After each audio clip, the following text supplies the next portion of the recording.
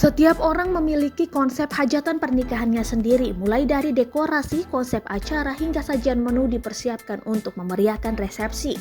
Seperti yang dilakukan oleh pemilik toko grosir terbesar di Indramayu, Jawa Barat. Ia bahkan menyiapkan sajian menu tak biasa untuk para tamu. Momen tersebut terekam kamera salah satu tamu dan viral di media sosial.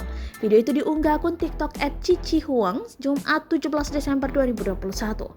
Dalam video berdurasi 1 menit itu, nampak seorang perempuan berjalan dan memperlihatkan deretan makanan yang tersedia di hajatan tersebut.